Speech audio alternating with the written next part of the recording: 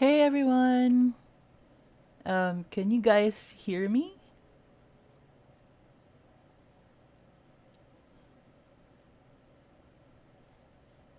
Okay.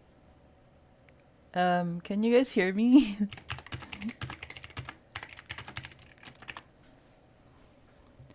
I'm not sure if my audio is good. Okay, thanks. Oh my god, it's Naria. Hello. Hi everyone in the chat. Hi Petite. Hi Tezu. Sis Nina. Hello. Hi Naria. um, thanks. Okay. All right. So let's start this. Um, I was telling Naria in Discord I'm really nervous. Like my hands are literally frozen right now. But let's see what happens. This is my first time doing this, like a live stream on my own. Okay, so this stream is going to be about tips and tricks for SL photography using the Firestorm viewer.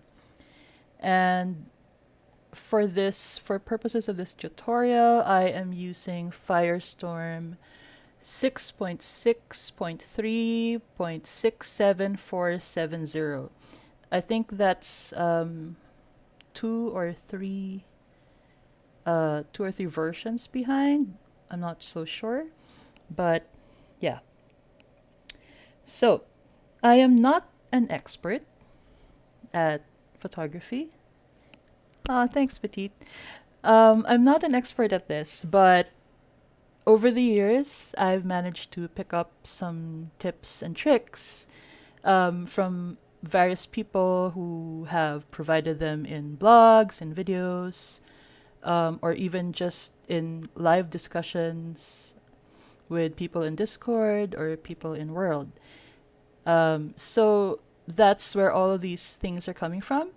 And I figured because people were asking about, how to organize their poses or whatever, I figured might as well try and impart some of the stuff that I've gathered over the years to help people who are maybe just starting out in SL photography and they want to make life easier for them when they're taking pictures.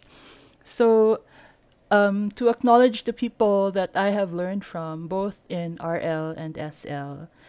Some of the people in SL are people like Skel Dagger.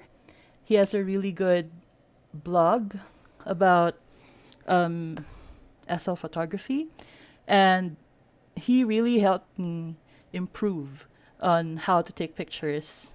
And also my sister Aki, she taught me a few tips and tricks, which I will bring up later. People like Sar Fenris, who generously provided settings for cropping your pictures in World, in case you don't want to do post production in GIMP, or if maybe you're also still starting out in GIMP. And of course, my RL photography mentors. I actually have a master's in photography, but that's RL. It's a quite a bit different in SL. So okay. So first off, I'd like to talk to you about how I organize my poses. This was what started this whole me learning how to live stream because someone in Narya server yesterday or the other day asked about organizing poses and things and how to do that more easily. So here we are. Um, okay, so normally when you buy poses, you get like packs of maybe six. Like if you're buying them in the weekend sales, you get packs of six. Or sometimes if you're buying them like at regular prices, then you buy individual poses, and it's very hard to have to go through all of the poses in your inventory when you're trying to find one for a specific shot that you want to do. So what I usually do is um, you're gonna see my very messy inventory. Sorry about that, but I'm pretty sure like a lot of us have the same inventory, so don't kill me. Let's see. Okay, so let's say we have focus poses? No. Okay, let's go with stun. Stun is actually one of my favorite pose stores in SL, and they usually have sales on the weekends, which makes it very economical to buy and collect a lot of poses. And the fun thing about Stun is they usually include a pose stand, as you can see here, or an AO HUD for the poses. And that's great because then it's a lot easier to organize. And what I usually do is, if it comes with a pose stand like this one, I res the pose stand and then just edit. Okay. You can see it's empty right now. And then I just drag all of these in here to populate it. And what makes it a lot easier is if you rename your post stand to whatever the name on the pack is. So for example, stun Camilla. Oops, sorry, Camilla. And then put a description of whatever it is. I'm not quite sure what poses are in here, so let's check. Okay, so maybe we can call this, I don't know, cute sexy stands with lollipop or something like that. So put that in your description. Cute sexy stands pop. Okay. And close that out to save it. Then what you can do is, if it comes with like a picture, what I usually do is I go back into edit, I go into texture, I select the face, and I drag this picture onto the stand. So this actually isn't my normal studio to work from. This is a lot a lot cleaner and more organized because I usually have like a ton of these post stands just lying around on the floor of my actual studio. So it's easier because then you can just look at whatever post stands you've got resed out, and just one glance will tell you, oh, okay, so this set has this and that and whatever. If the picture doesn't fit, just do the same thing. Go into edit, select face, go to horizontal scale or vertical scale as needed. So in this case, we need to make it smaller to make it fit. So there you go. And there you go. Just one glance at whatever's resed out and you can tell what you need. That is a big help if you have like a gazillion of these poses like I do. So going back, let's go to moving your Avi when you don't have a post stand. Obviously, it's easy to move your avatar if you have a post stand because all you have to do is sit and then edit and then just, drag your avatar around. See? Simple. But what do you do if, for example, you don't have a post stand, you have your post ready to go, and you're just kind of in a hurry? So assuming that you have res rights wherever you are, all you have to do is res out the prim, in this case, the white one, sit on it, and then just play your, just play your pose. Let's pick one. Okay, so she is now posing. And you can just click edit on the post, not the post stand, on the prim, and just drag your Avi around. Okay, like, for example, you just bought this and you forgot, or you just need like a quick way to move her around, reposition her, him, whatever the case may be, then just, res out your prim, set on it, and you're done. And if you don't want your prim to show in your pictures, all you have to do is go to the little transparency tab of your texture tab in edit mode, and then just put in 100 and you're done. So if you can't find it, if you're having a hard time finding it again, all you have to do is go to Control, Alt, and T. T for transparent. Control, Alt, T again. And then just click it, right-click it. Go back to transparency. Go to 0, and there. You have it again. Okay, so I hope I'm not going too fast. Wait, let's check these. Hi, Ali. Hi, everyone. Hi, everyone who just joined. Okay, so now that we have that, let's go to the next item in our list. Now, okay, so, okay. Sorry, the Avi is... Let's stand up from the prim. There we go. Okay, so my next tip for you guys would be when you're taking a picture. The problem with Second Life is when you're zooming in and you're zooming out, the lens, the viewer, sorry, I'm used to like RL terms. So the viewer distorts your image depending on how far you are from it.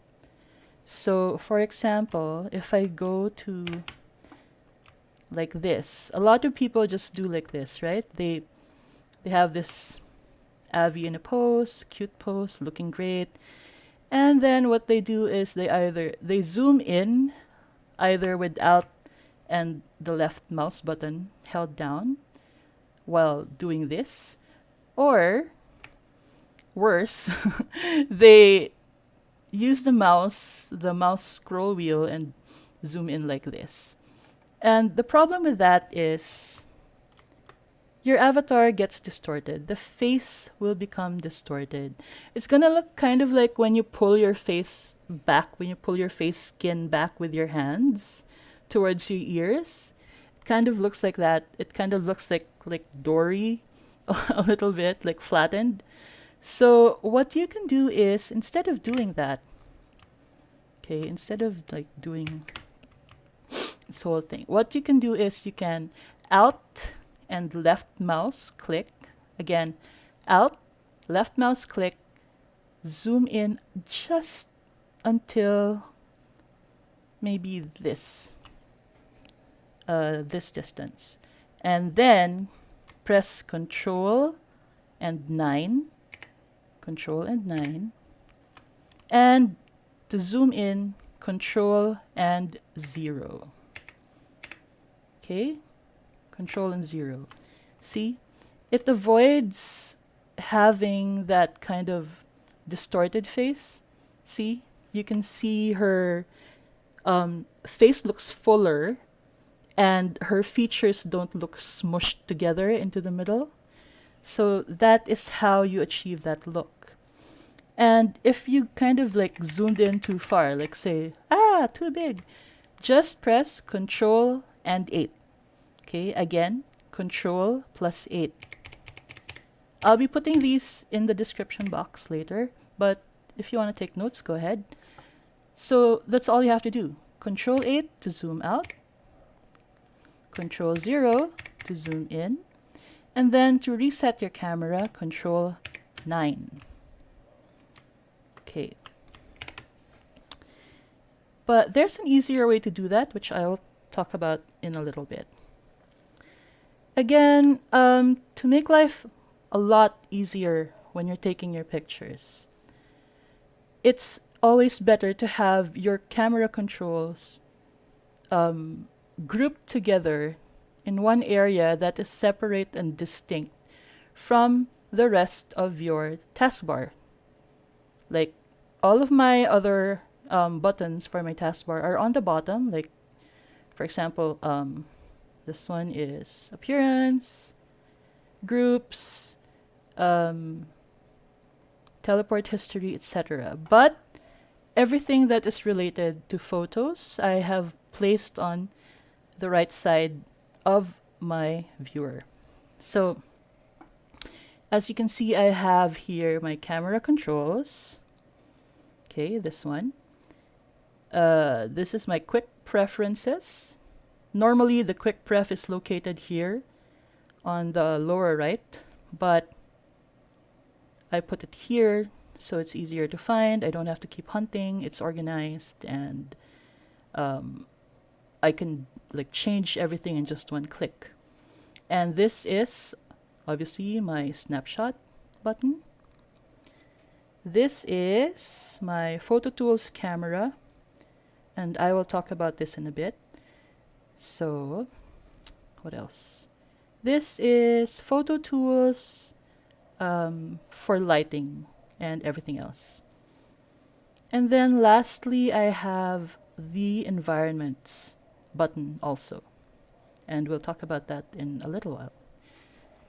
Okay, so if you are having trouble finding these buttons, all you have to do is right click on the bottom bar, right click on any of the buttons. I have it locked so I don't like accidentally drag stuff all around my desktop. So I just have to unlock it, then right click, go to toolbar buttons, and then find the ones that you need and drag them over here or over to the left. Some people even put them up top, but I don't really like it there because it's annoying.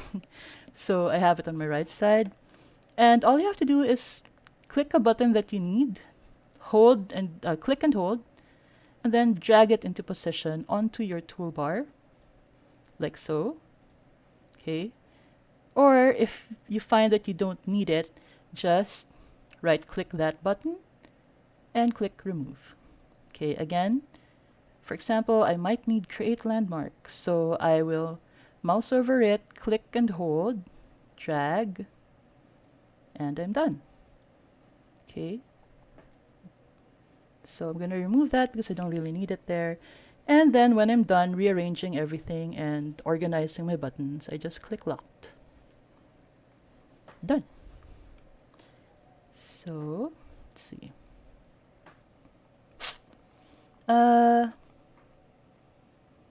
Okay. So, let's see. My next tip would be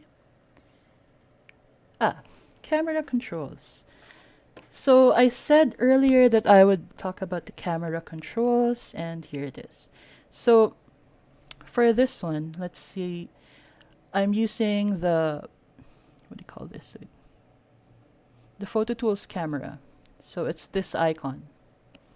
Okay, and the good thing about the camera tools is it can really help you hack your viewer and make life so much easier. For example, I'm doing a pose.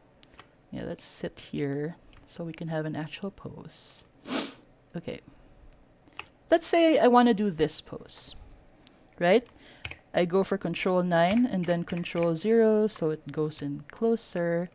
And then I reposition, kind of like this one.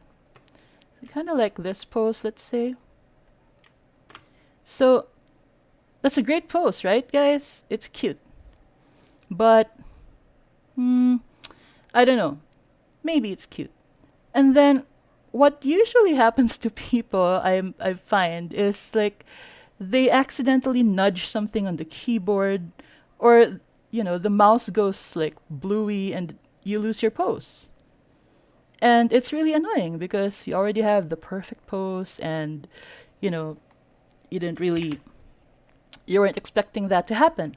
But the easy way to fix that without having to buy an expensive HUD is just to use your camera tools. So you click on the camera tools, make sure you're in Cam Control 1, first tab, and then you click this.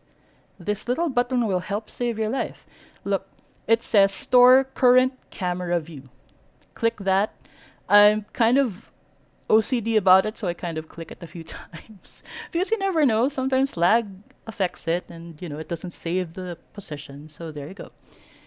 So now, even if I knock my camera like way, way out of view, all I have to do is click the button beside it, which is Load Stored Camera View. So I just have to click that and it will load the position back, and I don't have to cry that I lost a nice angle. But there's a caveat. It only stores one camera position at a time. So I have made the mistake many, many times over the years of supposedly loading something, but actually pressing the save button, and that just not a good experience. But with a little bit of practice, it just becomes second nature. So again, to demo that again, I'm going to put this here, and I'm going to press the Load Stored Camera View, and voila, there you have it. You are back in business. And also, talking about the camera tools, you see cam controls over here, number 2. It's also very, very useful because it helps with, for example, if you want to keep your camera position even when you're clicking your avatar. This is normally unchecked in the preferences, but you can just go here and click it and it's done. Or, sorry, I have a cold. Or for some people who may be using just their AOs for taking pictures and not an actual poser, and that's perfectly fine, obviously. Sometimes when you accidentally move or nudge your Avi, the entire camera also moves around and it resets. So if you don't want that to happen, just untick this. Reset camera position on avatar movement. And you're done. Even if the avatar moves, the camera position, the camera isn't going to move. And that also actually comes in very handy for machinima. Like if you want to do like a video and you want to just move the camera, you want to pan your camera, let's say you want to pan the camera to the left, like that, and this one is still walking, your avatar is still walking, then you can use that so that the camera doesn't reset. Okay. So, wait, let me check my notes. I actually made notes. This one is one of my best hacks for using the camera. You see this little thing up top, the camera presets. I know a lot of us don't use this, and I just discovered this like a couple months ago, and it's really fun. What you can do with this is either access it from here beside your graphics presets, or if you did the toolbar button trick that I showed you, you can put it here along with your other camera commands and just click that like this, right? So with this tool, what you can do is save several presets that are your favorites. Like, let's say you're a blogger, you have a favorite angle to show like all of the items that you're wearing, or let's say you're a creator and you want to ensure a certain kind of uniform look for your ads. Like you want the same angle, the same thing always. What you can do is create a preset. So how to do that is like, it's really simple. So let's say this one, okay, I am zoomed out again. I'm choosing a pose. Let's say, what's a cute pose for this? Okay, for the sake of the demonstration, let's do this pose. Okay, let's say I am a makeup creator, a tattoo creator. I want a uniform look for all of the ads, the vendors in my store, and I want this specific position. So what I will do is put my avatar into her pose and put the camera where I want it to be. I click position and I save it as a preset. So let's say this is demo preset. Okay, and that's saved. See? So now, no matter what I'm doing, like if I go like this, as long as I click one of my presets, it's gonna go back to position. See?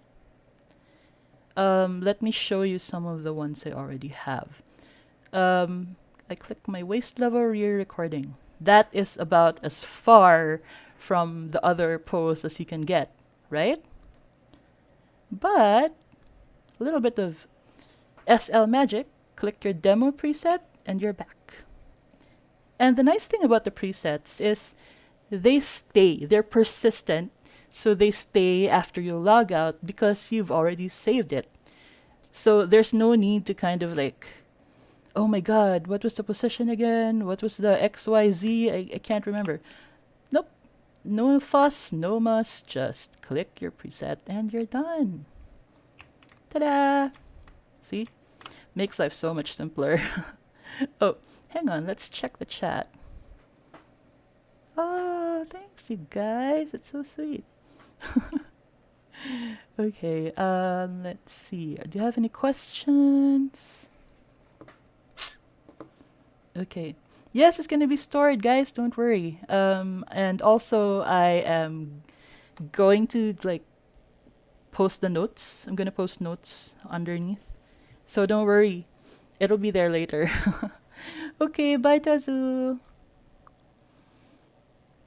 Okay, so my next tip would be for your resolution. Again, I get asked this a lot. What resolution do I take my pictures at? And I usually take it as high as my computer allows. So I got that tip from Skeldagger, actually. He recommended that I try, well, in his blog, he recommends that people try to increase the resolution until failure, meaning until your viewer actually shuts down because it can't handle it anymore. In my case, that would be at 7,680 by 4,228 for landscape-oriented pictures. So again, here, this is my width and height. See?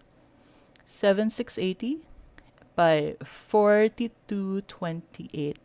And I put constrained proportions so that the proportions for the viewer aren't distorted, because I can always crop it out in post, or I can like do in-world cropping, which I will show you in a bit. So, and this is actually like a lot higher than what my native monitor resolution is. My native resolution is, I think, around something like 1600 by 900, 16 by 9. So again, this is so much higher. This is like 7K, 8K resolution, right? And the reason I take it at that high of a resolution is because I have to edit. I prefer to edit my pictures in GIMP or in Photoshop or any other third-party editing software that I have. And it's a lot easier to edit and produce high quality pictures when you have more pixels to work with. And that's essentially what resolution is. It's more pixels to work with. If you're taking your pictures at, let's say, like 500 by 500, a lot of modern monitors, they can display that nicely, but it's gonna be a little bit harder to do a lot of editing on those because it's gonna be like pixelated. It's not gonna be as sharp. And if you sharpen it in post prod, if you sharpen it, say in GIMP or Photoshop, you run a really high risk of introducing noise into your image, of introducing artifacts into your image. Artifacts are those little pixel squares that show up if you kind of abuse the sharpening command in those programs. So to avoid all of that, it's always better to be able to play with more pixels. The more, the merrier. And I think you can see some examples in my Flickr if you want to look. My much older pictures from when I started, they're a little bit over sharpened. So you can see the errors in the pictures, and that's okay because that's how we learn, right? We make errors and we learn from the mistakes and then we move on. So if you look carefully at those pictures, you'd see that there's a lot of there's a halo on the sides, like let's say this one. On the profile, you'd see like a white halo like that, and it's not good. At least to me, for my personal style, I don't like it because it looks very much like noise. And as much as possible, I don't want to introduce noise into the picture. So, okay. Let's see. Do you guys have questions?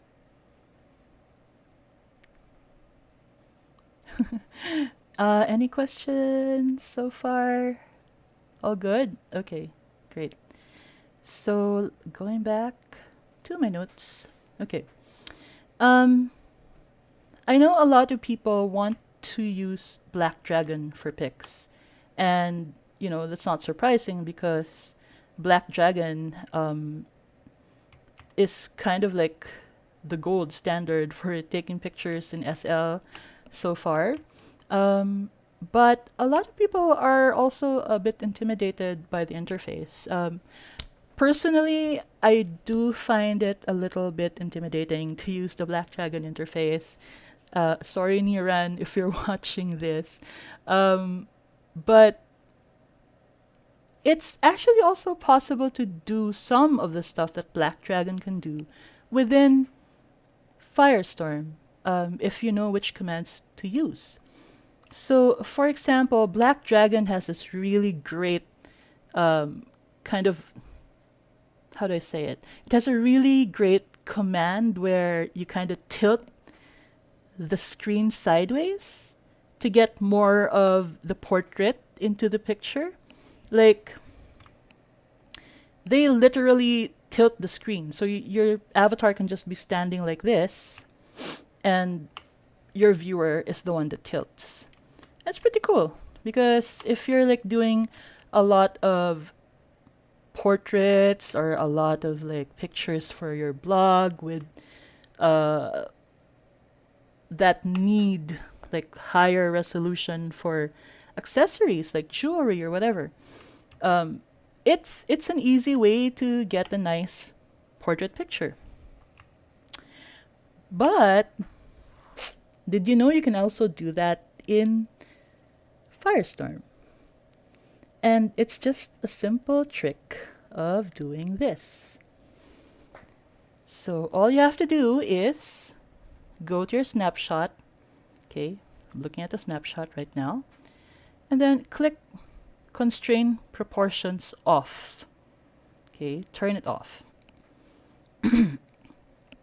And what we're going to do is we are going to crop this entire big image using this simple tool. And what you have to do is you go to width and height. In width, you type 5,000.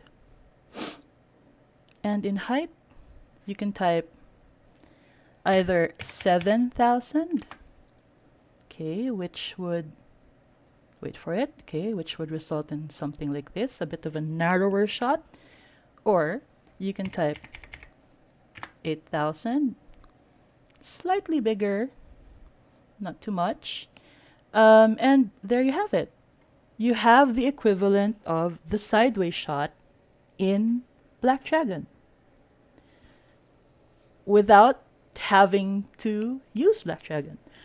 It's not going to be like a completely 1:1 correspondence. It's not going to be completely equivalent because Black Dragon handles textures in a different way.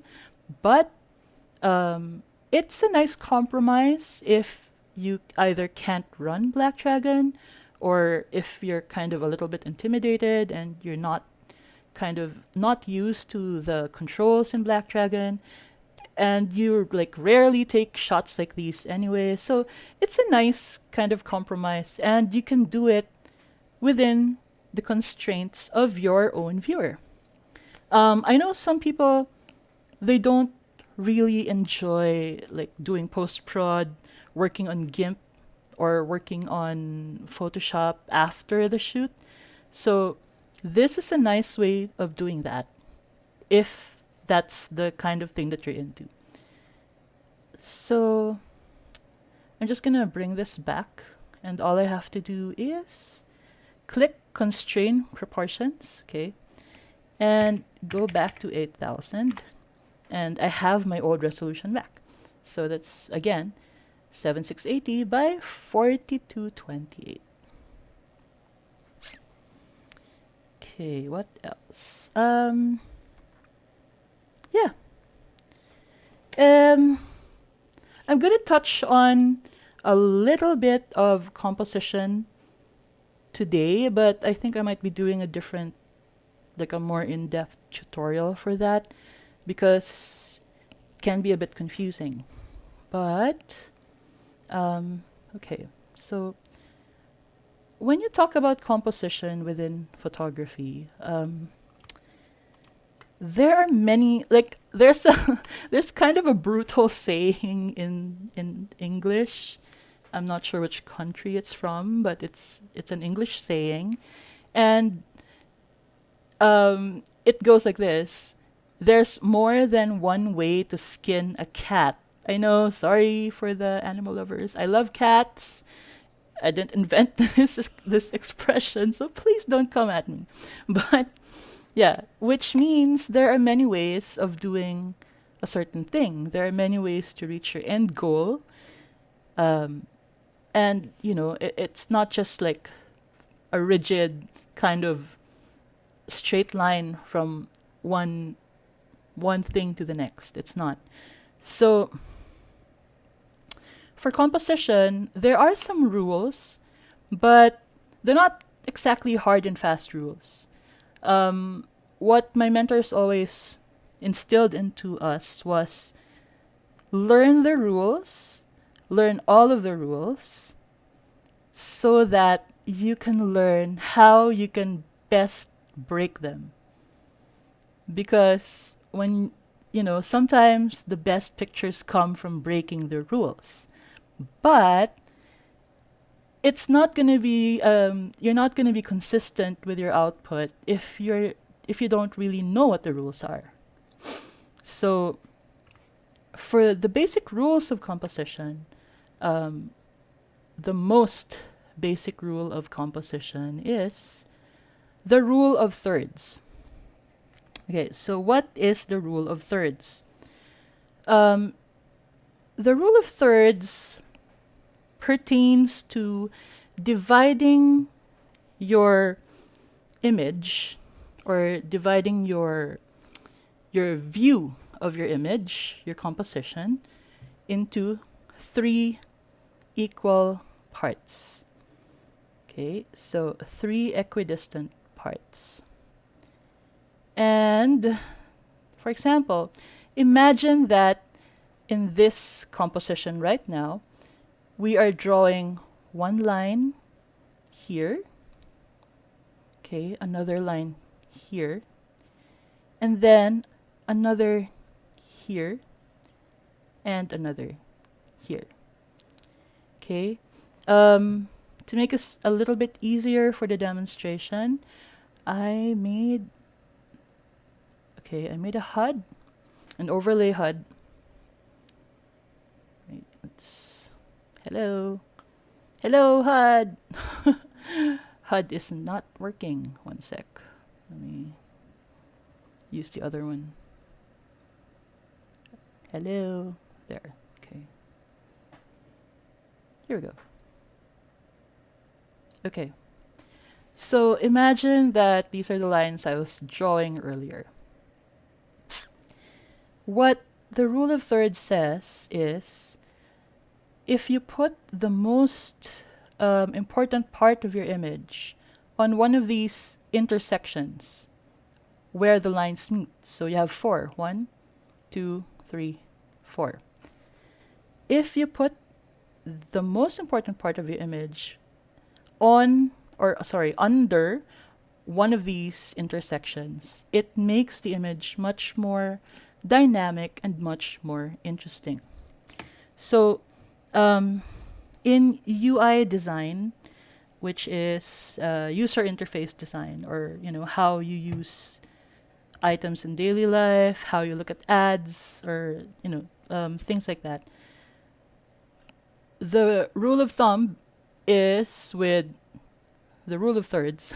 The rule of thumb for the rule of thirds is people will watch or will look at your image from in this particular order. So this would be node 1, the most important, where the eye is trained to go first. Okay, and then you have node 2, second most important, the eye automatically goes here. Node 3, this one. Okay, and again, node 4. So in diminishing importance. So that's logically, that is where you should put the most important parts of your image. For example, let's say I want to focus on her eye. And if you're doing a portrait, by the way, you have to put your eye line on this line, okay? The upper line of the upper horizontal line in your grid. So, because that's where the human eye automatically goes to look, and it provides the most interesting composition if you're using rule of thirds, because there are many other rules or guidelines for composition. This is just one of them, and this is the most common. So let's do it like that, right? It's much more interesting, it's much more dynamic, even if it's an extreme close-up. It's a lot more interesting because you're not putting her face in the middle like this. See? This one just kind of looks, it's nice, but it's ordinary. It's just an ordinary shot. There's no dynamism to it. It doesn't feel alive. Okay? But see what happens if I put that there. See? She looks much more awake. She looks much more engaging. She looks like she is trying to come out of the monitor and talk to you. Right? And this one, I mean, it's okay. See? Why not? You can do that, but see, it's nice, but it's not as it doesn't grip the viewer. It doesn't engage the imagination as much. And that's the power of the rule of thirds. And I'll do a completely separate video on that, where I will maybe take you guys out to a sim so we can practice the rule of thirds. Okay. So that's one part of composition. The other important part of composition that I wanted to tell you, a lot of people apparently still use, like within the snapshot interface, apparently a lot of people still use freeze frame, full screen. And the problem with this is when you freeze frame to compose, a lot of the effects that you might add using, let's say, depth of field. Let's say, okay, let's turn on depth of field. Oh, okay. Going into ultra first, because there we go. So if you're enabling depth of field and you're using this freeze frame, see, it doesn't show it very well, and you might end up taking a picture like, oh well, it doesn't work, whatever. But no, actually it does work. See? What you can do when you're done composing, let's say you want to check the composition that you just made. It's hard because usually people have like a ton of HUDs. Some people, I would personally, sometimes I have the Lelutka axis here. I have my animare or my whatever poster HUDs here. My lighting is over here. It's kind of hard to see what it would actually look like. And it's also kind of a hassle to be previewing it on the tiny little snapshot screen. So what I do is I go to Shift, Alt, and H to remove my HUDs from the screen. It doesn't detach the HUDs, it just hides them. And then I go to Shift, Alt, and U to remove the user interface. Like that. And then I can see a preview of how this picture will actually look once I've taken it and saved it to my hard drive. And the nice thing about this is you can also just de-render all of that using the commands I just told you, and you can continue to work on the composition. See, it doesn't affect your mouse movement. Alt, left mouse, hold it down and move your mouse around. See, it doesn't affect your being able to like adjust your lighting. Well, you have to put your interface back for that. So again, that's Shift, Alt, and U for the user interface. So I can still adjust it, like, see, whatever. And it still works. So that's an easy way to be able to compose more easily, more quickly within your viewer. And now I need to go back to, okay. So again, the interface commands are Shift, Alt, and H. H for HUD. Okay, you can see from the lower left side of my screen that the HUD has disappeared. And then Shift, Alt, and U for user interface, and that will get rid of everything else on the screen. Voila. Hi, petite. So I'm going to toggle them back on. And I'm going to turn off my depth of field. By the way, another trick that I use with photo tools, and the depth of field is I click depth of field focus follows the pointer. Like if you want to do an artistic shot, let's say you don't want her face to be the focus, you want to focus on the little bird on her shoulder. Let's say you're selling these shoulder pet birds and you want to focus on that. What you can do is depth of field follows pointer. So click that on and see what happens. When I move my mouse over a thing, over an object, the camera focuses on that. So let's say I want to take a picture of the bird. See? And everything else is blurred. Again, these are tricks for when you want to do all of this within your viewer and you don't want to like mess around in GIMP or whatever. And that's a perfectly valid choice. So the viewer is actually a very powerful tool to be able to take the photos that you want. So yeah. See?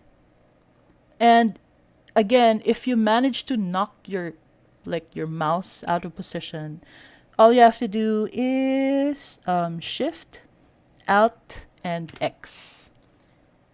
Okay, and that locks your focus. So even if I move, see? I moved it out, everything is blurred, but the little bird is still relatively focused. Okay, because it's a different angle from what the depth of field was originally. If I go like this, okay, still in focus. Go like this, still in focus, because I locked it. So Shift, Alt, and X locks the focus when you want to do a more artistic shot like this. Okay, so I think, one more. So I have a bonus tip for wind lights, and this will probably be the last one because it's kind of a long video already. Okay, for your bonus tip, when you're using your wind lights or your EEPs, go through the wind lights and note your favorites in a card, or take a lot of photos until you find one that you like. Given everything that I've shared with you today, you might like a certain angle and you might like the way a wind light will look with that angle. Always take notes. If you don't want to take notes, take pictures, like extra pictures of each wind light and the effect. This is especially for people who don't want to do post-processing. It's a lot easier, like if you want to do another picture in the same way, if this is your go-to wind light, it's the easiest way to find it. We all have different eyes. This is again something that is taught in RL photography. Each of us sees the world very differently. And photography is the record of how you see your world. So, even if I stand in the middle of like 10 photographers wearing this avatar and, I tell you guys, okay, you have an hour, have at it. I can guarantee each and every one of you will have a different picture after the exercise because, again, we see things differently. Maybe I might focus on the face because I do a lot of portraits. Someone else might want to focus on like an extreme focus on the shoulder because they're into details. Or someone else might focus on the birds because, they like birds. And so there's, asking people what their go-to wind light is. I mean, you can. There's nothing wrong with that. But really, it's up to you to decide. It's a very personal thing. And the only way to be able to do that is to experiment with whatever wind lights you already have. So there are actually HUDs out there also for saving groups of your favorite wind lights in. Makes life a little bit easier, but I haven't really tried them, so can't really vouch for them. Mostly because every picture I take, I tend to use like different wind lights, or even maybe make my own or tweak my own for that particular picture, because um, I love light. That's actually what photography means. Um, Photo is light, and graphia is to draw. So you're basically drawing with light. And whether that's RL or SL, the concept is the same. Um, you're painting with light. So that is something that I get asked a lot, like what's my favorite wind light or whatever. I do have a favorite, but it's not my go-to, because I usually use whatever wind light or EEP fits the mood of the picture that I'm trying to create. And that's the best part about SL photography, actually, because you can control every single aspect of the photograph. Like every single thing is all up to you. The lighting, your model, how you style your model, what kind of backgrounds you use. It's all up to you. You don't really have that luxury in real life as much, because either you're shooting for a client who wants a certain look, or you're shooting in natural light on the street.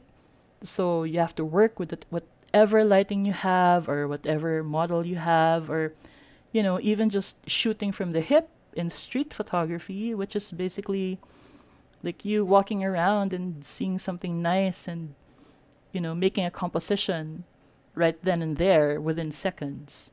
So that's one of the things I really enjoy about SL photography, because it's all up to me. It's all in my imagination.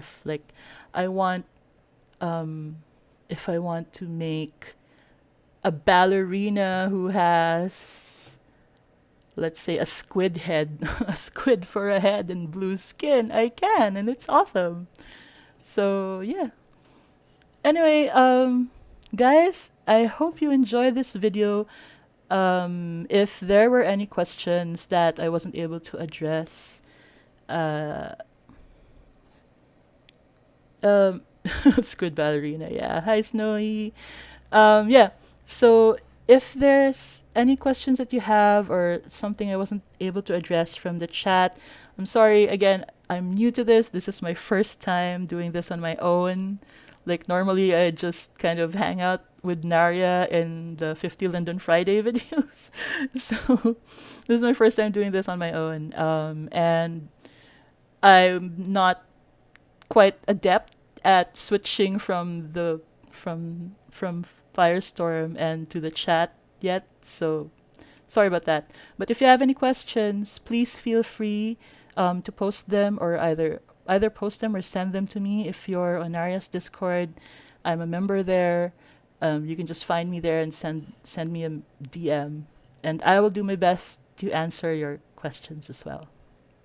So I actually have like a lot more notes, but this video I think is quite long enough. I think we're almost at the hour mark.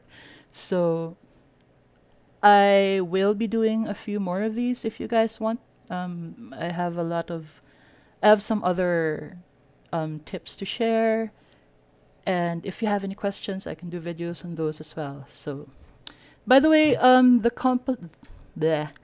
the HUD that I made with the grid, the rule of thirds grid, um, I will be making this available.